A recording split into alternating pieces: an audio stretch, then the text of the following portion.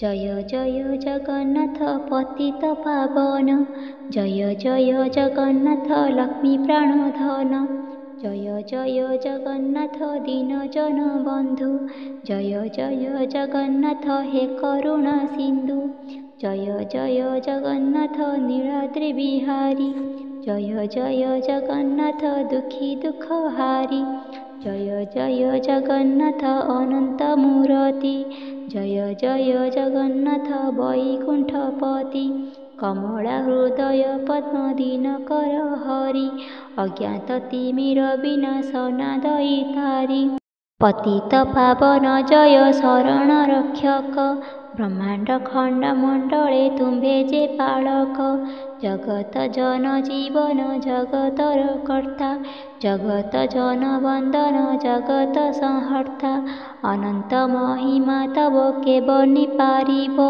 मुखे केहि न पारंती ब्रह्मा सदाशिव, अनेक रूप तुम्हर अव्यक्त अच्युत, अक्षर परम ब्रह्म सनातन तत्व, कले कले बसी जोगे जोगी जन माने, तुम्भे तत्व जानी न पारंती केहि ध्याने, सागर को काली हिमाचल को लेखनी, पृथ्वी को पत्र करी देवी बीण पाणी, अनंत काल पर्यंत जदि बा लेखिबे, तुमर गुण कणिका वर्णन पारिबे, मुछारहीन पापर अज्ञान मानव, किबा बनी पारिबई से महिमा देव, केवल एतिकी मात्र जानिछि हे हरि, तुम्भे सरचासरे अछि एका परी, जहा देखे से समस्त तुम्भर ही रूप, जहा शुणे से समस्त तुम्भ जस कूप, जेउ सुगंध करही मुहटिया ग्राण, से समस्त गंध सिना तुम्भर भियाण, सुमिष्ट पदार्थ जहा करे आस्वादन, से रस तुम्भर हाय पतित पावन, स्पर्श करे जहा मोहि चर्म इंद्रियरे, तुम्भर स्वरूप ताहा जणे मो अंतरे, तुम्भ भिन्न वस्तु केभे नाई न होइब, एई कथा गोटे प्रभु अटईत ध्रुव, मिथ्या बोली जहा कोटि कहंती सस्ते, से मध्य रहिछि प्रभु तुम्भर आश्रिते, जल स्थल स्ताव स्तार जीव जेते, निरंतर आश्रा करी रहिछंती तते, प्रलय कालरे सृष्टि जीव स्वरूपरे, निरवकाशरे रक्ष सुख मध्यरे,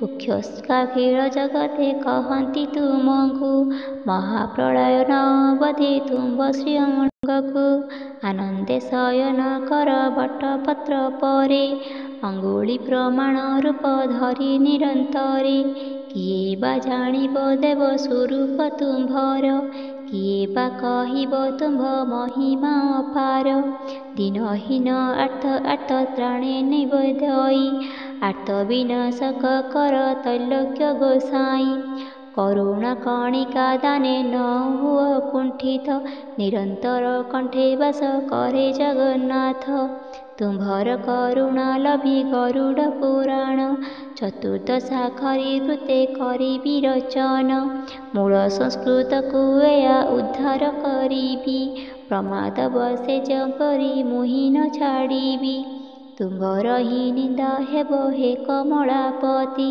दास दोष कले प्रभु भले अपकीर्ति, दोष गुण सबु प्रभु तुम्भर अटई, केवल निमित्त मात्र अटे सिना मोहि, करी कराउछ तुम्हें सकल विधान, तुम्हें विद्यारक काहे किछि नाही आन, एतिकी पुराण कथा कहिबई मोहि, ठीके ठीके पद मान देवनाथ कही, कमला विलास पाद पद्मे रखी ध्यान, गीत बंधे विचरिला एई दिनहीन, साधु ज्ञानी पंडित जे दोष न धरिब, निज गुणे क्षमा मते सतत करिब, दरिद्र ब्राह्मण मोहि न जाने साहित्य, जीविका करिछि मात्र एहाकु सतत, लेखनी साहाଯ୍य जहा करई अर्जन, ଜୀବନ ପୋଷଇ ମୁହିଁ ଅତି ଦିନହୀନ। ସାଧୁ ଅସାଧୁ ସକାଳେ କରଇ ବିନତି, ଦୋଷ ନ ଧରିବ ମୋର ଘେନିବ ପ୍ରଣତି। ଆରମ୍ଭ ଓ ସୃଷ୍ଟି ପ୍ରସଙ୍ଗ। କଳି ଆଗମନ ଦେଖି ଦିନେ ଋଷିମାନେ, ଏକତ୍ରିତ ବେଳେ ସର୍ବେ ନମେଷ ଅରଣ୍ୟେ। କଳି କଳୁଷ ନାଶନ ଯଜ୍ଞ ଆରମ୍ଭିଲେ, ଯଜ୍ଞେ ପୂର୍ଣ୍ଣାହୁତି ଦେଇ ବିଷ୍ଣୁଙ୍କୁ ତୋଷିଲେ। ବିଷ୍ଣୁ ଗୁଣ ମାନେ ସର୍ବେ କରନ୍ତି କୀର୍ତ୍ତନ, ସୁତ ମୁନି ପ୍ରବସିଲେ ଯାଇ ସେହି ସ୍ଥାନ। ବ୍ୟାସଙ୍କର ଶିଷ୍ୟ ସେହି ଜାଣନ୍ତି ସକାଳେ, ତାହାଙ୍କୁ ସେଠାରେ ଆଦରରେ ବସାଇଲେ।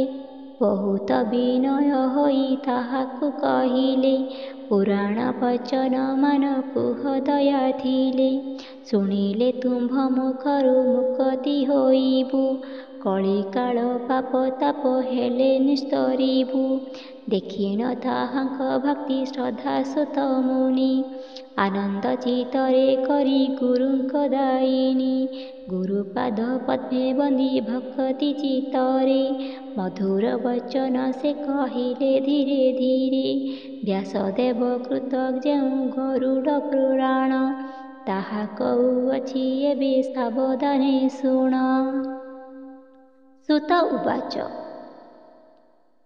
ଦିନେକ ବୈକୁଣ୍ଠପୁରେ ବିଷ୍ଣୁଙ୍କ ଛାମୁରେ, ଉଭା ହୋଇ କରପତ୍ର ଯୋଡ଼ି ବିନୟରେ। ଗରୁଡ଼ ପୁଛଇ ଧୀରେ ମଧୁର ବଚନେ, ସୃଷ୍ଟି ପ୍ରସଙ୍ଗ କୁହନ୍ତୁ ମତେ ହେ ଆପଣେ। ମୁହିଁ ଯେ ତୁମ୍ଭର ଭୃତ୍ୟ ସେବେ ନୀତି ପ୍ରତି, ମୋଠାରେ କରୁଣା ବାରେ କର ଲକ୍ଷ୍ମୀପତି। ଭୃତ୍ୟର ବଚନ ଶୁଣି ଦେଖିଣ ଭକତି, ମଧୁର ଭାବେ କହନ୍ତି ଦେବ ଲକ୍ଷ୍ମୀପତି। ବିଷ୍ଣୁ ଉବାଚ। କଳ୍ପ ପୂର୍ବରୁ ଯେ ହୟଗ୍ରୀବ ଅବତାର, ହୋଇଥିଲେ ମହାପ୍ରଭୁ ପୃଥିବୀ ପୃଷ୍ଠର। ସେ ସମୟ ମନୁଷ୍ୟର ଶକ୍ତି ଦେଖିଣ, ବେଦବ୍ୟାସ ବିଚାରିଲେ ଗରୁଡ଼ ପୁରାଣ।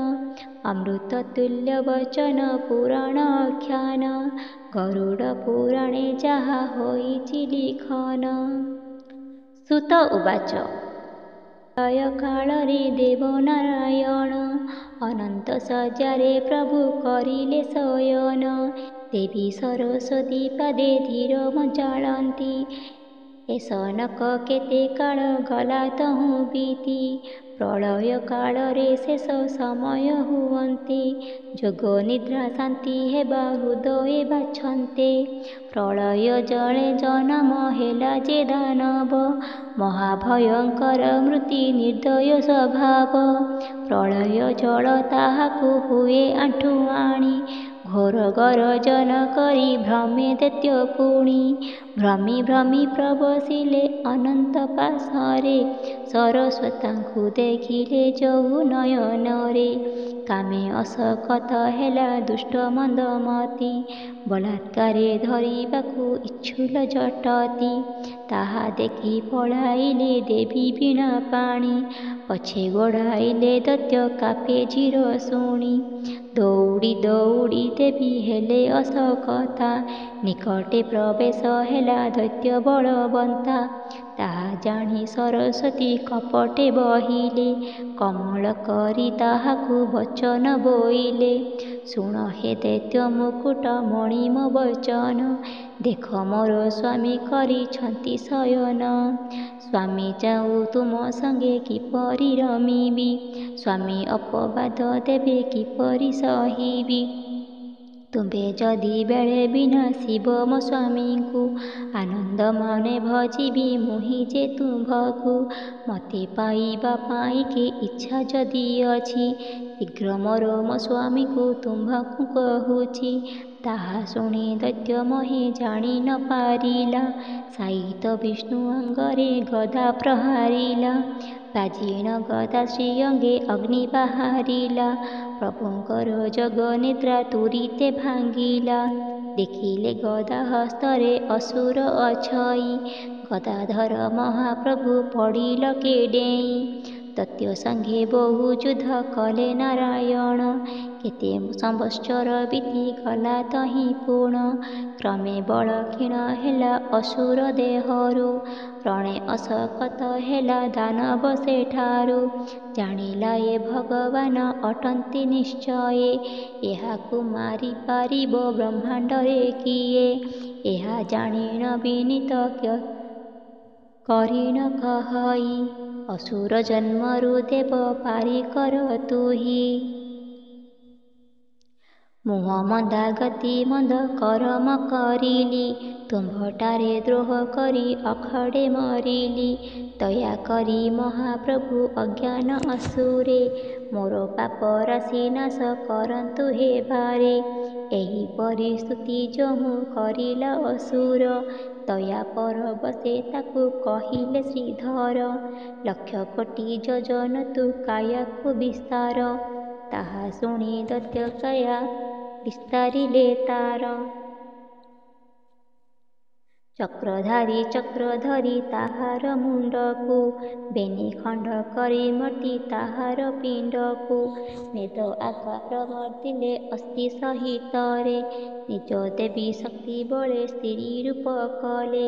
ସେହି ମେଦକୁ ସ୍ଥାପିଲେ ପ୍ରଳୟ ଜଳରେ। ଅଙ୍ଗୁଳମ ଉପାଡ଼ିଣ ପୋତିଲ ଗତିରେ। ସ୍ଥିର ହୋଇ ଜଳ ମଧ୍ୟରେ ସେ ରହିଲା। ତେଣୁ କରି ମତା ମେଦ ମେଦିନ ହୋଇଲା। ଏଥୁ ଅନନ୍ତରେ ପ୍ରଭୁ ତ୍ରିଲୋକ୍ୟ ଗୋସାଇଁ। ତ୍ରିଲୋକ୍ୟ ସୃଷ୍ଟି କରିବା ବିଚାରିଲେ ନାହିଁ। ଏ ସମୟ ଆଦିମାନ ମୋହିନୀ ରୂପରେ। ଦେଖା ଦିଅନ୍ତେ ନାରାୟଣ କାମ ଅଶାକ୍ତିରେ। ବ୍ରହ୍ମବିନ୍ଦୁ ପରିତ୍ୟାଗ କରିଲେ ଝଟିତ। ସେ ବିନ୍ଦୁ ଧାରଣେ ଆଶକତା ଆଦି ଶକ୍ତି। ଧରି ନ ପାରଣି ଦେବୀ ପ୍ରଳୟ ଜଳରେ। ବ୍ରହ୍ମବିନ୍ଦୁ ପକାଇଣ ଦେଲକ ସତ୍ୱରେ। ସେହି ବିନ୍ଦୁରେ ଜନ୍ମ ହୋଇଲା ଓଁକାର। ଓଁକାରରୁ ବୀଜ୍ରତ୍ରୟ ଜନ୍ମିଲେ ସତ୍ୱର। କ୍ଲିଂ କ୍ଲିଂ ଶ୍ଲିଂ ନାମେ ଯେଉଁ ଜୀବତ୍ରୟ। ବ୍ରହ୍ମା ବିଷ୍ଣୁ ଶିବ ସିନା ସେହି ଶିବତ୍ରୟ। ପ୍ରଥମରେ ବ୍ରହ୍ମାଙ୍କୁ ସେ ନେତ୍ରରେ ଦେଖିଲେ। ସୃଷ୍ଟି ସର୍ଜନା ନିମନ୍ତେ ତାଙ୍କୁ ଆଜ୍ଞା ଦେଲେ। ପ୍ରଳୟ ପୂର୍ବରୁ ଯେହ୍ନେ ଥିଲା ଏହି ସୃଷ୍ଟି। ସେହିପରି ସରଜନା କର ମୋର ମେଷ୍ଟି। ପୃଥିବୀ ସହିତ ସର୍ବ ଜୀବଜନ୍ତୁ କର। ବୃକ୍ଷଲତା ପର୍ବତାଦି ବେଗେ ସୃଷ୍ଟି କର। ଆଜ୍ଞା ମାତ୍ରେ ବ୍ରହ୍ମା ସବୁ ସରଜନା କଲେ। ସ୍ୱର୍ଗ ମର୍ତ୍ତ୍ୟ ସହିତରେ ପୁରମାନ କଲେ। ପଶୁ ପକ୍ଷୀ କୀଟ ସରୀସୃପ ନରାସୁର। ଦେବତା ଦାନବ ପୁଣି ସ୍ଥାବର ସ୍ଥାବର। ପୂର୍ବେ ଥିଲା ଯେଉଁପରି ସବୁ ସୃଷ୍ଟି କଲେ। ସୃଷ୍ଟି ପ୍ରାଣୀ ପୁରମାନ ଦେଖି ଖୁସି ହେଲେ। ତାହା ଦେଖି ଶୂନ୍ୟବାସୀ ବିଷ୍ଣୁକୁ ଚାହିଁଲେ। ଏହିମାନଙ୍କୁ ପାଳନା କର ଆଜ୍ଞା ଦେଲେ। ତାହାଙ୍କ ଆଜ୍ଞା ପାଇଣ ବିଷ୍ଣୁ ତ୍ରିଭୁବନ। ପ୍ରାଣୀମାନଙ୍କୁ ଆନନ୍ଦେ କରିଲେ ପାରଣ। ଶିବଙ୍କୁ ଚାହିଁ ପରମ ବ୍ରହ୍ମ ଯେ ବୋଇଲେ। ଯୋଗ କରି ବସ ତୁମ୍ଭେ ସଦା ଆମ୍ଭ ବୋଲେ। ପାପ ଭରା ଅଧିକ ହୋଇଲେ ତୁମ୍ଭେ ପୁଣି। ଏମାନଙ୍କୁ ସଂହାର କରିବ କଥା ମାନି। ଯେତେ ପ୍ରାଣୀ ସୃଷ୍ଟି ହେଲା ବ୍ରହ୍ମାଣ୍ଡ ମଧ୍ୟରେ। ଆତ୍ମା ରୂପେ ବିଷ୍ଣୁଛନ୍ତି ସକଳ ମଧ୍ୟରେ। ବିଷ୍ଣୁଙ୍କର ଅଂଶ ତେଣୁ ସମସ୍ତେ ଅଟନ୍ତି। ଜ୍ଞାନୀମାନେ ଆଜ୍ଞା ନେତ୍ରେ ତାହାକୁ ଦେଖନ୍ତି। କାମ କ୍ରୋଧ ଲୋଭ ମୋହ ମଦ ଯେ ମତ୍ସର। ଏମାନଙ୍କୁ ଭିଆଇଲେ ଦେବ ଶ୍ରୀଧର। ପ୍ରାଣୀମାନଙ୍କ ଦେହରେ ରଖିଲେ ତାହାକୁ। ନିରନ୍ତରେ ମୋହିବେ ସେ ପ୍ରାଣୀଙ୍କ ମନକୁ। ପ୍ରକୃତି ବଶ ହୋଇଣ ଭ୍ରମି ନାନା କର୍ମେ। ମାୟା ମୋହ ହୋଇ ନ ବିଚାରି ଧର୍ମାଧର୍ମେ। ତେଣୁ ପାପ ତାପରେ ପତିତ ହୋଇ ପ୍ରାଣୀ। ସଂହାର ହୁଅନ୍ତି ଶିବଙ୍କର କରେ ପୁଣି। ଯେଉଁ ଜନ ଜ୍ଞାନ ବଳେ ବ୍ରହ୍ମକୁ ଚିହ୍ନଇ। ଆଶା ନ ରଖି ତାହାଙ୍କୁ ଭକତି କରଇ। ଭବସାଗର ଅକ୍ଳେଶେ ସେ ଜନ ତରଇ। ପାପ ତାପ ଆଦି ତାକୁ ତିଳେ ନ ବାଧଇ। ବ୍ୟାସ ଅଙ୍ଗରାଦି ମୁନିମାନେ ଯେଉଁ ମାର୍ଗରେ ମୁକ୍ତି ଲଭିଥିଲେ ତାହା ପୁରାଣ ଆକାରେ ଲେଖି ଯାଇଛନ୍ତି ତାଙ୍କ ବ୍ରହ୍ମ ହୃଦେ ଧରି। ସେ ପଥ ଧରିଲେ ଭବ ସିନ୍ଧୁ ହେବ ପାରି। ପଢ଼ି ଶୁଣି ସଦଗ୍ରନ୍ଥ ସଂସାରେ ମାନବେ ବିଷ୍ଣୁ ମହିମା କିପରି ବୁଝି ନ ପାରିବେ। ସେବେଳର ଭବ ସିନ୍ଧୁ ଗୋଷ୍ଠ ସଦୃଶ ଅକ୍ଲେଶରେ ପାରି ହୋଇ ଯେବେଟି ମନୁଷ୍ୟ। ତାହାକୁ ନିନ୍ଦା କରି ଯେ ପ୍ରକୃତି ବେଶରେ ନିରନ୍ତର ସଡ଼ି ହୁଏ ମାୟା ମହାଦୀରେ। ମାୟା ମୋହେ ପଡ଼ି ବଣ ହୋଇବ ଯେ ଜନ ନାନା ଯନ୍ତ୍ରଣା ଭୋଗିବ ନାନା ରୋଗ ମାନ। ଦୋଷୀମାନଙ୍କର ପାଇଁ ଯମ ନର୍କମାନ ସୃଷ୍ଟି କରିଅଛନ୍ତି ଯେ ପ୍ରଭୁ ନାରାୟଣ। ସଂସାରେ ଜନ୍ମ ଯେ ଜନ କରେ ମନ୍ଦ କାର୍ଯ୍ୟ କର୍ମ ଅନୁସାରେ ଭୋଗ ଗୁଞ୍ଜେ ଅନିବାର୍ଯ୍ୟ। ସମସ୍ତ ସୃଷ୍ଟି କାରଣ ଦେବ ଦଇତାରି ବୈକୁଣ୍ଠେ ବସିଛନ୍ତି ବୈକୁଣ୍ଠ ବିହାରୀ। ଭଲ ମନ୍ଦ ଯାହା ଯାହା ସଂସାରେ ହୁଅଇ ନିରପେକ୍ଷ ଭାବେ ପ୍ରଭୁ ସକଳ ଦେଖଇ। ଆଜ୍ଞା ପ୍ରମାଣେ ସଂସାରେ ଚଳଇ ନିରତ ଚନ୍ଦ୍ର ସୂର୍ଯ୍ୟ ଗ୍ରହ ତାରା ହୁଅନ୍ତି ଉଦିତ। ଆଜ୍ଞା ବଳେ ବହୁ ବାୟୁ ଅଗ୍ନି ପ୍ରଜ୍ୱଳିତ ହୋଇ ଦହନ କରଇ ସକଳ ପଦାର୍ଥ। ତାହାଙ୍କ ଆଦେଶେ ଇନ୍ଦ୍ର ଜଳ ବରଷଇ ଆଜ୍ଞା ପ୍ରମାଣରେ ପୃଥ୍ୱୀ ସ୍ୱସ୍ତରେ ଅଛଇ। ଖରା ବର୍ଷା ଶୀତ ପୁଣି ବସନ୍ତ ଯେ ଋତୁ ଆଜ୍ଞା ପ୍ରମାଣରେ ହୁଏ ସର୍ବ ସୁଖ ହେତୁ। ଶୁଣିଲ ତ ମୁନିମାନେ ସୃଷ୍ଟିର ରଚନା ଗରୁଡ଼ ପୁରାଣେ ଯାହା ହୋଇଛି ବର୍ଣ୍ଣନା। ଗରୁଡ଼ଙ୍କୁ କହିଛନ୍ତି ଦେବ ହୃଷିକେଶ ଏସ ନକ ବାଣୀ ଆହେ ମୁନି ଜନ ଈଶ। ଯାହା ଶୁଣିଥିଲି ତୁମ୍ଭ ଆଗରେ କହିଲି ମୋର ଦୋଷ ନ ଧରିବା ପାଇଁ ନିବେଦିଲି। ସେ ପୁରାଣ ବାଣୀ ଗୀତି କରିଲି ରଚନ ଦୋଷ ମନ ଧର ଧୀର ଜ୍ଞାନ ଶ୍ରେଷ୍ଠ ଜନ। ଦୀନହୀନ ଆର୍ତ୍ତ ତ୍ରାଣ ଦାସ ଅଟେ ପୁଣି ଗୁରୁ ଅନୁବ୍ରତେ ଗୀତ ବିଚରିଲି ଆଣି। ଇତି ଶ୍ରୀ ଗରୁଡ଼ ପୁରାଣେ ନୈମିଷାରଣ୍ୟୋପାଖ୍ୟାନେ ଗରୁଡ଼ ବିଷ୍ଣୁ ସମ୍ବାଦେ ଗ୍ରନ୍ଥାରମ୍ଭ ସୃଷ୍ଟି ପ୍ରସଙ୍ଗ କଥୋପକଥନେ ନାମ ପ୍ରଥମ ଅଧ୍ୟାୟ।